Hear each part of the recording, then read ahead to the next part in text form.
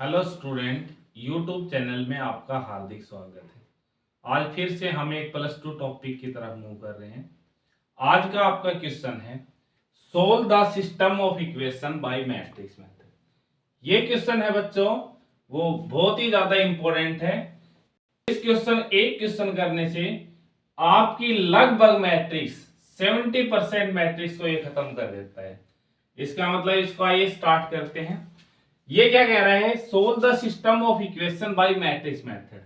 Equation को matrix method के हिसाब से क्या करना, आपको सोल्व करना है। देखो इसके अंदर पहले मैं बेटे स्टेप बताता हूं आपको। स्टेप क्या क्या स्टेप है।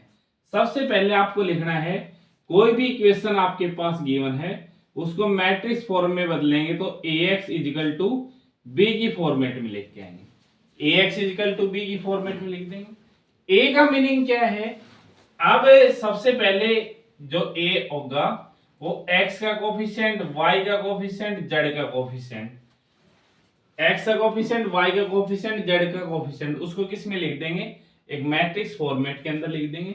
x यहाँ क्या आपके पास वेरिएबल होगा, x y z ये क्या आपके पास वेरिएबल है, इजिकल टू b क्या आपके पास, ये इधर वाले जो स्टेप होंगे वो आपके b होंगे। इसका मतलब ax बराबर b की फॉर्मेट में लिख देंगे। फर्स्ट स्टेप आपके पास ये क्लियर करेंगे। दूसरा, हम इस मैट्रिक्स से क्या निकालेंगे, डिटरमिनेंट निकालेंगे। अगर डिटरमिनेंट की वैल्यू 0 के इक्वल नहीं है, नॉट इक्वल टू 0, तो हम यहां से बोलेंगे ए जो मैट्रिक्स होगी वो आपके पास नॉन सिंगुलर मैट्रिक्स होगी। अगर नॉन सिंगुलर मैट्रिक्स है तो उसका क्या करता है बेटे, इनवर्स एग्जिस्ट करता है, ए इनवर्स एग्जिस्ट करता है। उसके बाद हम क्या स्टेप निकालेंगे, ए इनवर्स निकालने फाइंड आउट करने के लिए सबसे पहले उसके बाद हमें कोफैक्टर निकालने पड़ेंगे। कोफैक्टर ऑफ मैट्रिक्स निकालेंगे। कोफैक्टर के बाद बच्चों क्या करना है आपको, कोफैक्टर के बाद आपको एडजॉइंट ए फाइंड आउट करना है। एडजॉइंट ऑफ ए कैसे निकालेंगे, जो भी आपके पास जो गिवन मैट्रिक्स होगी उसका ट्रांसपोज कर देंगे। ट्रांसपोज का मीनिंग क्या है, हम जो भी आपके पास इंटरचेंजिंग रो एंड कॉलम, रो को किस में चेंज कर देंगे, आपको कॉलम में चेंज कर देंगे। इसके बाद आएगा आपका इनवर्स। ए इनवर्स कैसे फाइंड आउट करेंगे, एडजॉइंट ऑफ ए अपॉन में डिटरमिनेंट ऑफ ए। इतना करने के बाद x इजिकल टू किसके बराबर आएगा आपके पास, ए इनवर्स इंटू बी। यहां से x y z होगा, ए इनवर्स को b के साथ क्या कर देंगे, मल्टीप्लाई कर देंगे। ये आपके इस क्वेश्चन के अंदर ये सारे स्टेप शामिल होने वाले हैं। दूसरा क्या है कि अगर आपके पास डिटरमिनेंट की वैल्यू 0 के इक्वल आ जाए तो आपको क्या करना रहेगा, उस स्टेप के अंदर मैट्रिक्स होगी वो सिंगुलर मैट्रिक्स होगी। उस केस में आपके दो केस बनेंगे। पहले क्या करना पड़ेगा, आपको उस मैट्रिक्स को एडजॉइंट ए आपको फाइंड आउट करना पड़ेगा। एडजॉइंट ऑफ ए को बी के साथ मल्टीप्लाई करें। अगर वो आपके पास 0 के इक्वल नहीं आए तो ऐसी सिचुएशन में उस इक्वेशन के नो सॉल्यूशन बनेंगे। अगर आपके पास adjoint of A into B इसको मल्टीप्लाई करने के बाद 0 के इक्वल आ गए तो मैट्रिक्स के इनफाइनाइट मैनी सॉल्यूशन बनेंगे। आइए पहले हम इस क्वेश्चन को इस स्टेप के बारे में डिस्कस कर लेते हैं। देखो अब ये क्वेश्चन हम लेके चलते हैं, पूरा आपको एक्सप्लेन करते हैं। इसको मैं रफ कर रहा हूं। देखो सबसे पहले तो given equation can be express in matrix form. Matrix form क्या होती है आपके पास, मैट्रिक्स फॉर्म सॉल्यूशन स्टार्ट करते हैं हम इसका। ax इजिकल टू b के बराबर लिखेंगे। a का मतलब क्या होता है बच्चों, a का मतलब क्या होगा, आपके पास इस मैट्रिक्स से x का कोफिशिएंट कितना है, यहाँ 2 है, y का कोफिशिएंट कितना है, यहाँ 3 है, z का कोफिशिएंट कितना है, यहाँ 3 है, इसका x का कोफिशिएंट कितना है 1 है, यहाँ कितना है -2 है, इस z का कोफिशिएंट कितना है 1 है, यहाँ x का कोफिशिएंट 3 -1 माइनस का 2। x का मतलब कितना आपके पास, x जो मैट्रिक्स है आपके पास x y z is equal to b। b किसके बराबर आपके पास 5 4 -4 और 3। अब देखो बच्चों, अब सबसे पहले हमें क्या निकालना है, इस मैट्रिक्स का डिटरमिनेंट फाइंड आउट करेंगे। डिटरमिनेंट कैसे निकालते हैं आप, बच्चों देखो डिटरमिनेंट निकालने ठीक आपके पास ये मैट्रिक्स है। सबसे पहले हम क्या कर रहे हैं, इस row wise determinants find out करने। यानी 2 को आपने लिख दिया आगे, 2 के सामने वाली और 2 के नीचे वाले को दबा लो, जो बच गया उससे मल्टीप्लाई करो। -2 और -2 को मल्टीप्लाई करेंगे तो यहाँ कितना आ जाएगा, प्लस का 4। माइनस का 1 को +1 से मल्टीप्लाई करेंगे तो प्लस का 1। फिर याद रखें प्लस, फिर क्या आएगा माइनस, माइनस का 3। इसको सोल्व करेंगे तो ये दबा छोड़ दो और ये छोड़ दो, यानी 3 के सामने वाले रो और 3 के नीचे वाला कॉलम छोड़ दो। इसका मतलब इसको इसके साथ मल्टीप्लाई करेंगे तो माइनस का 2, 3 को इससे मल्टीप्लाई करेंगे तो माइनस का 3 आ जाएगा बच्चों। अब इसी तरीके से प्लस का 3 को सोल्व किया तो 3 के सामने वाली और इसको छोड़ दो। -1 को 1 से मल्टीप्लाई करेंगे तो माइनस का 1। 3 को 2 से मल्टीप्लाई करेंगे तो 3 को 2 से मल्टीप्लाई किया 6 आ गया, माइनस माइनस क्या हो जाएगा, प्लस का 6 हो जाएगा। अब देखो बच्चों इसको सोल्व करते हैं। 4 और 1 5, 5 को 2 से मल्टीप्लाई किया 10, 3 और 2 माइनस का 5, -5 को 3 से मल्टीप्लाई करेंगे तो 15, 6, 6 माइनस का 1 5, 5 को 3 से मल्टीप्लाई करेंगे तो 15, 15 और 15 30, 30 और 10 कितना हो गया आपके पास 40, जो किसके इक्वल नहीं है आपके पास, 0 के इक्वल नहीं है। इसका मतलब यहां से क्या लिखोगे, A is a non singular matrix. जो मैट्रिक्स हो गई आपके पास क्या हो गई, नॉन सिंगुलर मैट्रिक्स हो गई। अब उसके बाद स्टेप क्या बताया था बच्चों, मैंने आपको सबसे पहले क्या फाइंड आउट कर लिया, डिटरमिनेंट्स आपने निकाल लिया। इसके बाद क्या करेंगे, हम इस मैट्रिक्स के कोफैक्टर फाइंड आउट करेंगे। कोफैक्टर निकालने का तरीका क्या है, कोफैक्टर निकालने का तरीका है cofactor of A. Cofactor of A, cofactor कैसे निकालेंगे, a11, a11 का मतलब वही है फर्स्ट रो और फर्स्ट कॉलम, जो आपके पास ये एलिमेंट आए वही लिख दो। 4 और 1 कितना हो गया, 5 हो गए। a12 फाइंड आउट करेंगे, a12 मतलब यहाँ कितना है, -2 और -3 -5। इसका मतलब क्या है, अगर देखो कोफैक्टर निकालते वक्त एक बात जरूर ध्यान रखें, अगर इन दोनों का सम करें वो क्या है आपके पास ओड आए, तो प्लस है तो वो किसकी हो जाएगी बेटे, माइनस की हो जाएगी, और माइनस है वो किसकी हो जाएगी, प्लस की हो जाएगी। यहाँ देखो 2 और -3 कितना, -5, इसका मतलब क्या हो गया, प्लस का 5। a13 फाइंड आउट करेंगे तो वो कितना आ गया आपके पास, ये 5 आ गया।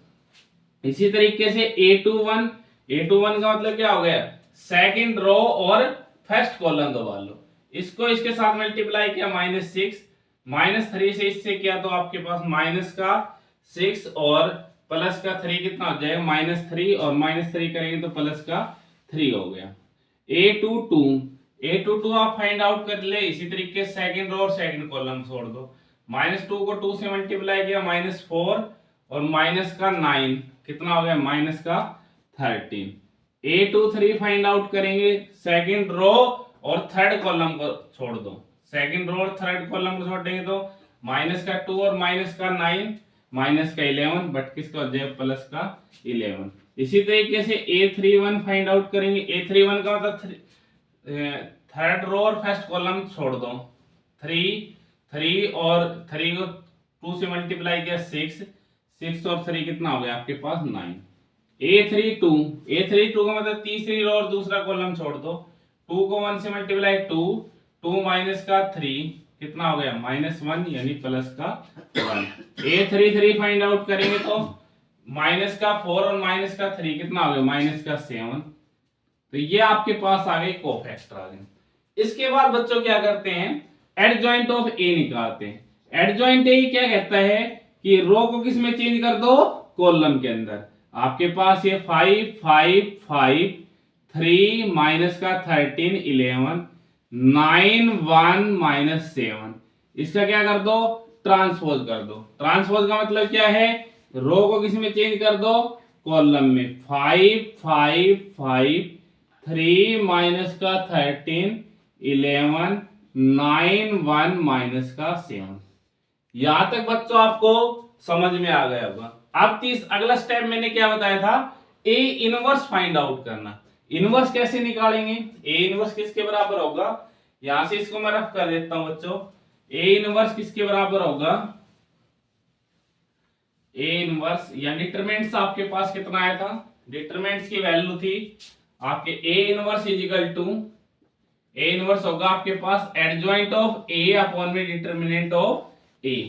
ए का डिटरमिनेंट कितना था आपके पास, एडजॉइंट ऑफ ए की वैल्यू आई आपके पास 5 3 9, 5 माइनस का 13 1, 5 11 माइनस का 7 और डिटरमिनेंट आया था आपके पास 14, तो 1/14। तो यहां तक क्या आ गया, ए इनवर्स आ गया। अब हमें तो किसकी वैल्यू निकालनी है, एक्स और वाई और जेड की। इसका मतलब इसका इनवर्स एग्जिस्ट करता है, तो एक्स जो मैट्रिक्स होगी वो किसके बराबर होगी बच्चों, A inverse into B. A inverse into B, X की वैल्यू क्या आपके पास, एक्स वाई जेड मैट्रिक्स है। ए इनवर्स कितना है 1/40 इंटू में आपके पास ये कितना है 5 3 9, 5 5 माइनस का 13 11 1 माइनस 7 इंटू बी। बी की वैल्यू कितनी है 5 माइनस का 4 और 3। अब देखो इसको, अब इसको आगे देखो, ये देखो यहां तक समझ में आ गया।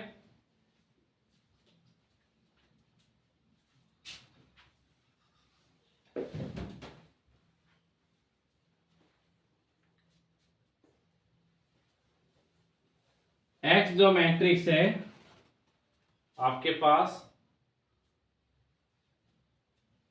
1/14 का एक्स वाई जेड, ये जो मैट्रिक्स आपके पास इज इक्वल टू 1/40 का 1/40, इसको इसके फर्स्ट रो को फर्स्ट कॉलम के साथ मल्टीप्लाई करो।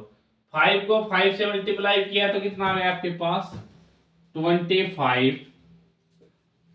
3 को 4 से मल्टीप्लाई करेंगे तो यहाँ कितना आ गया माइनस का 12 आ गया। 9 को 3 से मल्टीप्लाई किया तो 27 आ गया।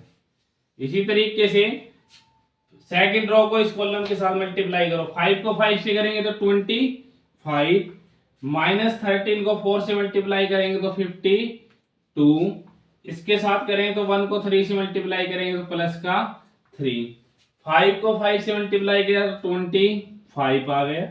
11 को 4 से मल्टीप्लाई करें तो माइनस का 44 आ गया। माइनस को 7 को 3 से मल्टीप्लाई करेंगे तो माइनस का 21 आ गया। यहाँ देखो 1/40, इसको सोल्व करेंगे तो 25 माइनस का 12, 13 और 27 कितना हो गया आपके पास 40, 25 और ये 55, ये बच्चों हो गया 80। इसको सोल्व करेंगे तो आपके पास ये कितना हो गया 25 माइनस का 21 कितना आ गया बच्चों, यहाँ माइनस का 7 को 3 से मल्टीप्लाई किया तो आ गया आपके पास माइनस का 21 और 44 कितना हो गया बच्चों 65। 65 में से 25 सब्ट्रैक्ट करेंगे तो आपके पास आ गया माइनस का 40। तो x y और z, इसका मतलब x की वैल्यू बच्चों क्या आ गई 40/40 यानी 1। y की वैल्यू कितनी आ गई बच्चों 80/40 यानी 2 आ गई। z की वैल्यू कितनी आ गई बच्चों -40/40 यानी कितनी आ गई आपके पास माइनस का 1। यहां तक समझ में आ गई होगी। अब देखो इसके अंदर आपको ये भी चेक करना है कि आंसर सही है या गलत। अब इसके अंदर इक्वेशन के अंदर आप वैल्यू पुट कर दो, x की जगह 2 × 1 प्लस y की जगह रखें 3 × y की वैल्यू कितनी आई बच्चों 2 प्लस 3 × माइनस का 1। इसको सोल्व किया तो 2 प्लस का 6 माइनस का 3 यानी कितना हो गया 8 माइनस 3 कितना हो गया 5। ये इसमें वैल्यू पुट किए तो आपका आंसर क्या है सही है। उम्मीद करता हूं बच्चों ये वीडियो जरूर पसंद आई होगी। अगर समझ में आई है तो लाइक और सब्सक्राइब जरूर करें। Thank you.